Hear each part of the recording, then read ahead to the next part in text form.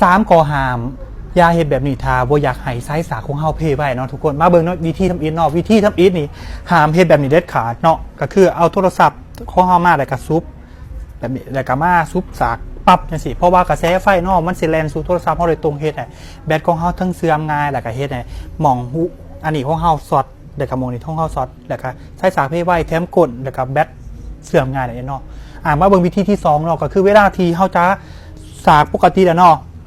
ปึ๊บแล้วหลายคนมักถกกันสิเลยแล้วหูว่าหม่องแถวคอหม่องนี้ทั้งในมันขาดแล้วเฮ็ดให้สายสากของเฮาเพ่ไว้นั่นเองเนาะทุกคนห้ามใส่สายสากของเฮาปนกับคนอื่นเนาะเพราะว่าบางครั้งเนาะโทรศัพท์ของคนอื่นบางหูนี่มันช็อตไปแล้วที่เขาใส่หน้าสนิทนั่นแหละแต่เขายืมสายสากของเฮาไปสากไปซุบสากของเฮาแล้วมันเฮ็ดให้หม่องปลายตัวนี้มันติดลำด้วยว่ามันช็อตแล้วเฮามาสากโทรศัพท์ของเฮาโดยนั้นนี่แล้วก็สายสากกับแป๊บเดียวกับเพลงง่ายเนาะถ้าเฮาใส่สายของเฮาเดียวโทรศัพท์ของเฮาในเดียวถ้ามันแถมมันน้ำเครื่องใส่ประมาณ2 ปี3 ปีเป็นอย่างสบายเลยแต่หลายผู้เนาะใส่บุกี่เดือนมันเพไว้ก็ย้อนสาเหตุ3อย่างเนาะที่เฮ็ดให้มันเพไว้นั่นเอง